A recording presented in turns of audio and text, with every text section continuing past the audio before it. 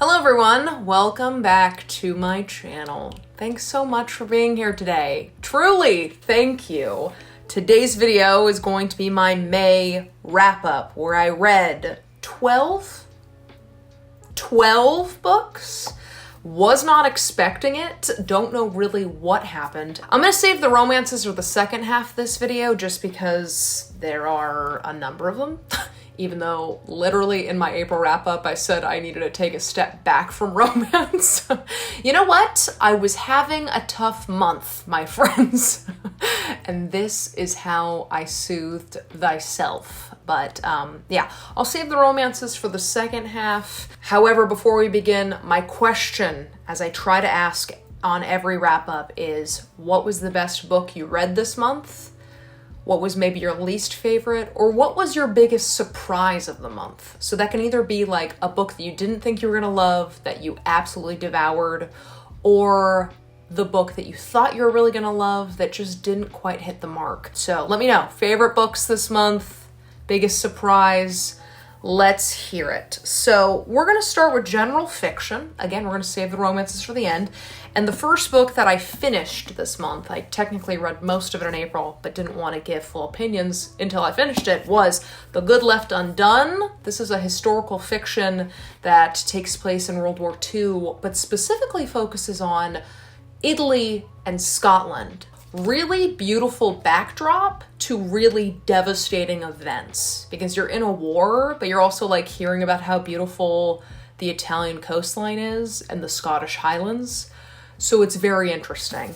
It also kind of goes down generationally, right? So you're like kind of learning about a great-grandmother's time in World War II, and then a grandmother's perspective on her mother's history in the war, and then a great-granddaughter's life in present day. What I will say is that although the actual historical fiction, like when you're in World War II, was really interesting and really well done, the kind of pairing between the past and present didn't really work for me with this one. I just was so intrigued by the World War II historical side of things that when we would go to the present day, it often felt a little jarring. I just desperately wanted to get back to the history aspects and less of the present day. There is a really sweet love story, or actually a couple love stories that are folded into the book. So it's not really a love story, but there is some romance kind of tucked away. That was a cute way to say that. And that's what I have to say about this book. Okay, the next book that I read this month was Reprieve, which is a book that I read for my book club with Joel and Elias. We run the late night book club together, and we had the live show on Elias's channel for this book. And let me just say real quick that many people in the comments loved this book, so just keep that in mind. But for me and Joel and Elias, I think that we all collectively agreed that the way this book was marketed was a little misleading, because what we understood was that this was an escape room novel that turns sinister very fast. So you find out in the first chapter that someone has been murdered in the escape room, and you're trying to figure out what happened, why did it happen, and like what went wrong in this escape room. Super interesting concept. However, it's also half marketed as a social horror, which I also thought would just have all the social horror take place in the escape room. But really, only about 20% of the book takes place in the actual escape room. The rest of the book takes place in each individual character's perspective on their own lives. You have like 4 or 5 main perspectives that you're following, and you'll get a chapter from each as they are living their lives outside of the escape room. And then you'll get these mini chapters spliced throughout where the 5 of them are all in the escape room. That's a really interesting construction, but I think with the way that this was marketed, I was really expecting more escape room horror. If you've seen the movie Haunt, or if you know of the Saw franchise, I was expecting this like group of people that get into this really scary situation and they think there's a way out, and then they find out that maybe it's more complicated and scarier than they thought. So although I do think that the writing was good and that the overall construction of the story was interesting, I would have liked more escape room. At least I was expecting more escape room. So that's Reprieve. What is this? I don't know. That's Reprieve. Okay, this next book I am so excited to talk about because I've been wanting to read it for a while and I finally did it and loved it, and that was Yolk. Did I cry? Did I cry? You'll have to find out as I continue talking. Anyway, to give you, well, first actually, before we kind of talk about the synopsis, let me give you a huge content warning. There is a lot of things that are discussed in this book that I think could be upsetting to some readers. So please look up some content warnings. I will say here and now that there are discussions around cancer, hospitals, sickness, eating disorders, and trauma and abuse. So please keep that in mind. This is not a lighthearted book. There is a lot that is explored, but ultimately the finished product is quite something. I really enjoyed how this author decided to construct this novel, and the overall emotional impact was impeccable. I cried at the end. I can confirm it. I cried at the end, but for unexpected reasons. So the basic premise is that we have a main character who is living in New York City, and so is her older sister, and yet the two of them never speak. They just ignore each other, act like the other one doesn't live in New York, even though they were like attached at the hip throughout their childhood. So something has happened between the two of them that has made them not speak to each other. But then our main character's older sister contacts her and informs her that she has cancer. And so now our main character is faced with these feelings of deep regret, resentment, anger, grief, all of the ranges of emotion, because I feel like she feels like she's lost a lot of time with her sister, but she also knows that now is the time to act and now is the time to reconnect. And so the two of them start speaking again. They start spending a lot of time together, but ultimately watching as these two characters try to test the limits and reestablish what it means to be a sister is really, really powerful. Really, really enjoyed it, and I'm so glad I read it this month. All right, next up we have my 2 memoirs of the month. I mentioned that I want to read at least a single memoir a month, but this month I chose 2, which we'll talk about in a second. And then next month, so in June, I want to read Viola Davis's new memoir called Finding Me. And I'm really, really excited about it because I've seen some really good feedback on it, some really good reviews. I've seen some comments highly recommending it, so I'm really excited about that one. But for this month, I read Just Kids and The Woman Warrior. I'm going to start with Just Kids because it's the first one that I read. So Just Kids is a memoir by Patti Smith, and it doesn't follow her entire life. It really just focuses on the late 1960s and early 1970s and explores this relationship that she has with a man named Robert Mapplethorpe. So it follows them as their relationship begins and changes, and discussion of sexuality and the fluidity of relationships and what it means to love one another, and also their relationship to art and how they became artists. I understand why so many people love this book because the way that Patti Smith constructs this story is beautiful. It is poetic, and you see that it's not just a stringing along of words like, hey, I'm writing out the story of my life. It's more, look at how I construct story, look at how I intentionally craft paragraphs, and how I poetically summarize these huge moments of my life. Super beautiful, love it. The problem that I have, that I did not really realize, I thought this was just like a traditional memoir, but really, if you don't listen to 1960s, 1970s rock and roll, you may find that a lot of this is lost on you. Why do I say this? Because it was lost on me. There's so much discussion around musicians during that era of time, like Janis Joplin, Jimi Hendrix, Patti Smith.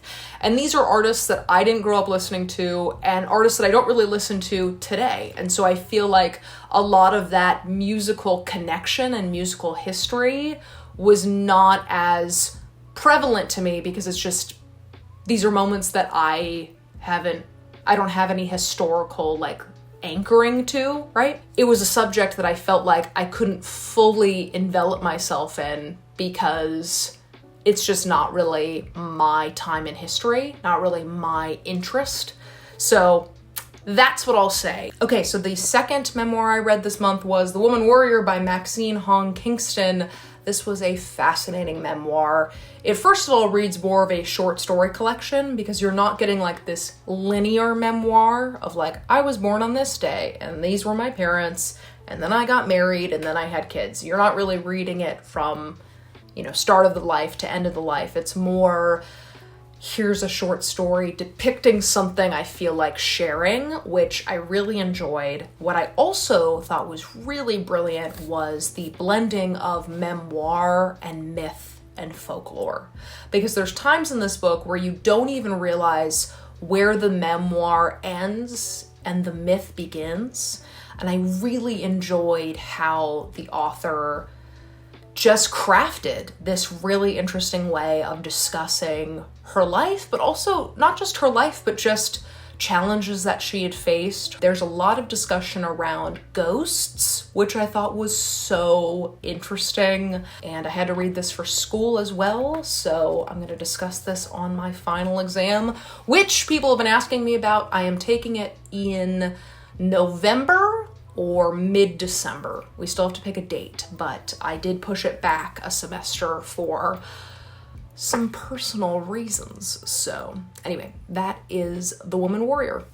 All right, now let's get into the romances I read this month. I'm gonna go with romances I haven't talked about yet, and then I will save the wedding romances for the end because I don't need to say a whole lot on those because I talked about them a lot in that wedding romance video. So the first one I read this month was Ugly Love by Colleen Hoover. I mentioned this. I read Verity in March and didn't love it because I thought of a really cool ending, and then that cool ending didn't happen. And a lot of you were really curious about what my idea for the ending was. And I would love to share it. I just don't want to spoil Verity for anyone. So I might have to like bring it up at the end of a vlog, like an upcoming vlog that I want to film, and just be like, hey, if you want to know how I felt about Verity, just skip to 26 minutes and I'll talk about it there. But you'll have to wait for that because I don't want to spoil Verity for anyone. And so I had said, hey, I really want to give one of her romances a chance because that's what she's really famous for. So I read Ugly Love, and the basic plot is that there's this woman that moves in with her brother who's a pilot, and across the hall lives another pilot in their apartment complex. And so there's a bunch of pilots that live in this building, by the way. I was like, what is this fucking place? But anyway, so she meets this pilot across the hallway and immediately has feelings in her nether regions. She is really attracted to this man and he's attracted to her, and he's like, hey, just so you know, we can do this thing. However, I will never love you. We will never fall in love. And she's like, bet. And he's like, no, but seriously, I'm never gonna love someone ever. You watch as that unfolds, and then you start to unravel what had happened in his past. And what I'll say is that I read this book really fast. I really wanted to figure out what had happened. Like, why could he not love this girl that he clearly had a thing for? And I think the overall reveal was surprising to me. Definitely did not see that coming. And I think that the way that his storyline wraps up is really satisfying. You're like, okay, we went on a journey together and now I see how we got here. But I will say that with Ugly Love and with Verity, I just don't feel a really strong emotional connection to Colleen Hoover's characters. And sometimes that's fine, right? Like if you're a reader that loves story-driven books and you're just like, I'm just here for the plot, like if you just kind of want to unravel something, this book is great. But I am very character motivated. I love an emotional character. Oh my God. I love feeling for my characters. I love crying for my characters. And I find with Colleen Hoover that, at least for the 2 books I've read, it's much more about the kind of mystery and intrigue and miscommunication rather than this like, here's my main character. Let's protect her at all costs because we love her. At least I don't feel that emotional connection to the characters. And that might just be me. You might love them. You might cry for them. But I did not. So that was ugly love. Okay, at the beginning of this video, I had asked the question, like, what was your biggest surprise book? So one of my surprises was Reprieve, because I was expecting to, like, get this escape room book, and then it didn't do that for me. So that was a surprise. But then the second surprise for me was Book Lovers. And the reason why I say this is that I read this book in December and loved it. I was not expecting to devour it like I did the second time I read it. I brought it with me on my trip to Amsterdam for work, and I was just like, whatever, maybe I'll read this, maybe I won't, we'll see. I'll just bring it as like a safety book in case like nothing else is interesting to me. And so I picked it up and I was like, you know what? I just kind of need something to pass the time. And then I devoured it. Devoured it. Any moment I could get to read, I would take to read this. I even read this book in the car, which is on my do not fly list. I get terribly carsick, and so the fact that I was reading this in the car shows you how much I loved it the second time around. Dare I say, it beats out The Hating Game as my favorite romance of all time. Dare I say it? I do dare, because I love this fucking book. It just does for me what I need a romance to do.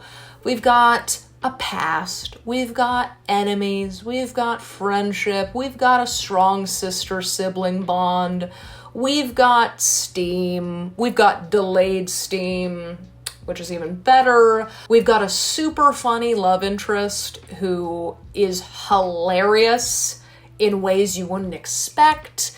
And we've got a main woman who is a shark. She is so good at her job, and she makes no apology for how much she fucking kicks ass at her job. So, anyway, that was Book Lovers. All right. The next book I read this month was Bridgerton, The Duke and I. Now, I picked this book up because season 2 of the show just came out, and I haven't read any of the books or seen any of the show. But season 2 and season 1 have been taking over the world, right? And then I read this book and was like, perhaps not. Perhaps I won't read the books, but I may watch the show. Let me know what you think of the show, and then maybe I watch the show instead. Basically, so the basic plot is that there's a woman named Daphne who has kind of been friend-zoned by English society, and she's looking for a husband, but everyone just wants to be buddy-buddy. And then there's this guy named Simon that's new to town that's like, hey, I don't want to get married ever, and I don't want to have children, and I don't want to fall in love. So then he suggests, hey, Daphne, what if you and I got into a fake courting plot so that you are looked as desirable because, like, look, this duke is pursuing you, and then I kind of get a break from people wanting to match me with their daughters. And so she's like, sure thing. So that's the basic plot. And obviously you watch as perhaps feelings start to unravel and everything like that. Now, of course, I love a good fake dating plot, so I was not against that. However, this book is long. It is a long bitch. This is like 450 pages, or 36 pages, but the pages are that of the Bible, my friends. That is a thin page. So it's a long-ass romance, which for historical, like Regency-type romances, you just wouldn't expect it to be that long. And so I was like, okay, pacing's a little slow. Like, let's get to it. Let's get to the meat of the story, because right now this is a little slow. So all of those reasons aside, towards the end of this book, there is a sexual encounter between two of the characters. One of them is drunk out of their mind, and the other one is stone cold sober. And the one that is sober takes advantage of this power imbalance. And I kept waiting for the moment when the character that was taking advantage would stop themselves or realize that this was wrong or feel super remorseful and try to repent for their sins of like what they were doing. And I feel like that never really happens. There are conversations around what happens, but I feel like the remorse that I wanted the character to feel never takes place in my interpretation of the reading. So for those reasons, not gonna continue with the book series, but please let me know if you enjoyed the show, the Netflix show. I know for fact that the season 2 is taking over the world right now, especially that one scene, and pardon my acting for a second, but that one scene where the main guy is like, do you think that even 5,000 miles would rid me of this torment? Netflix, just shoot me your number and I will let you know if I am in the mood to take on a role. But let me know what you think of season 2. Okay, and then the 4 final romances I read this month, which I already did a whole video on, so I'm not really going to talk about them now, because if you'd like to see my reactions and impressions of the book, you can go watch my 4 wedding romances video that I just posted last week.